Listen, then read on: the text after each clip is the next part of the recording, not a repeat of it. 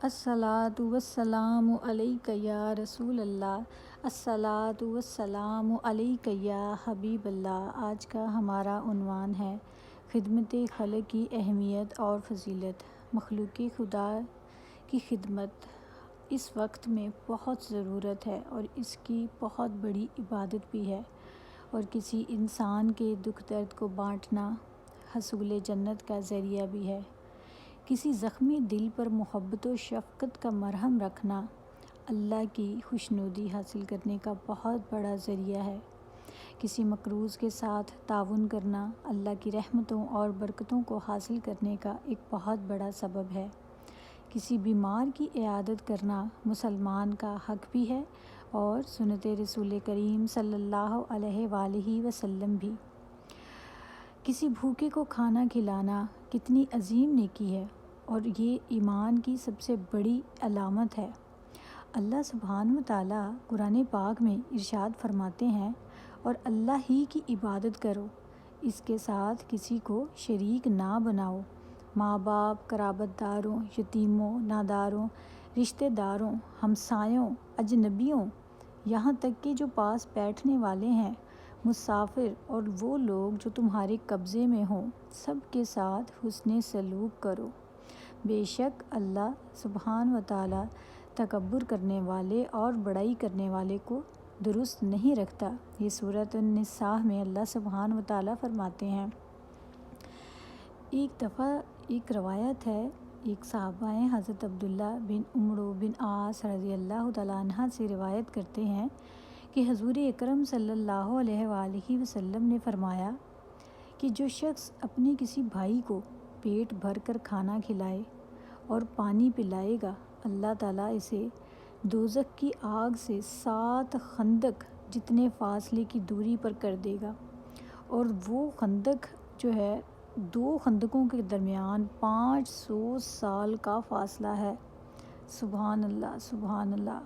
اور آج ہمیں یہ سب اپنے ارد گرد دیکھنے کی کس قدر ضرورت ہے کہ اس خدمت خلق اب تو بہت ہی زیادہ یہ ضرورت پیش آ چکی ہے ہمارے معاشرے میں۔ ہمارے ہمسائے، ہمارے سامنے رہنے والے، غربت اس قدر بڑھ گئی ہے کہ ہمیں دیکھنا چاہیے، ہمیں احساس کرنا چاہیے، ہمیں خیال کرنا چاہیے کہ ہمارے آس پاس، ہمارے دائیں بائیں کتنے لوگ ایسے ہیں جن کے گھروں کے چولہے نہیں جل رہے، اور ویسے بھی اب رمضان المبارک قریب قریب ہے، تو یہ ایسا مہینہ ہے کہ جس میں آپ جتنی نیکیاں کریں گے آپ کو کئی گنا بڑھا کر اس کا ثواب دیا جائے گا۔ صرف رمضان المبارک میں ہی نہیں بلکہ عام دنوں میں بھی اپنے ہمسایوں کا، اپنے رشتہ داروں کا، اپنے غریب رشتہ داروں کا، اپنے ملازموں کا، اپنے آس پاس رہنے والوں کا، یہاں تک کہ جو اجنبی ہیں جن کو آپ نہیں جانتے ان کا بھی خیال رکھیں کہ ان کو کسی چیز کی ضرورت نہیں۔ اگر اللہ نے آپ کو صاحب حیثیت بنایا ہے، اللہ نے آپ کو اس قدر توفیق دی ہے کہ آپ کسی کی مدد کر سکتے ہیں، تو آپ دوسروں کی مدد کر کے اللہ سبحانہ و تعالیٰ کی خوشنودی حاصل کریں۔ اور ایک انسان کے لیے اس سے بڑھ کر اور کیا خوشی کی بات ہو سکتی ہے کہ اسے اللہ سبحانہ و تعالیٰ کی رضا حاصل ہو جائے۔ اور میرا نہیں خیال کہ کوئی بھی شخص، کوئی بھی انسان ایسا ہوگا جو اللہ کی رضا حاصل کرنے کے خواہش مند نہ ہو۔ رسول کریم صلی اللہ علیہ وآلہ وسلم کا ارشاد ہے کہ ساری مخلوق جو ہے وہ اللہ کا کنبہ ہے، یعنی اللہ کا خاندان ہے۔ اللہ کے نزدیک سب سے پسندیدہ بندہ وہ ہے جو اس کے عیال کے لیے سب سے زیادہ نافع ہو۔ سبحان اللہ، سبحان اللہ۔ اللہ ہم سب کو اللہ سبحانہ و تعالیٰ کے نزدیک بہترین اور پسندیدہ بندہ بننے کی توفیق عطا فرمائے۔ اسلام جو ہے وہ اللہ تعالیٰ کا نازل کردہ اور پسندیدہ دین ہے۔ اس دین میں سب سے زیادہ کامیاب انسان اسے کہا گیا ہے جو اپنی دینداری کے ساتھ لوگوں کے ساتھ زیادہ مفید اور کارآمد ہو، جس کا لوگوں کو بہت زیادہ فائدہ حاصل ہو، جو لوگوں کے لیے بہت اچھا ثابت ہو۔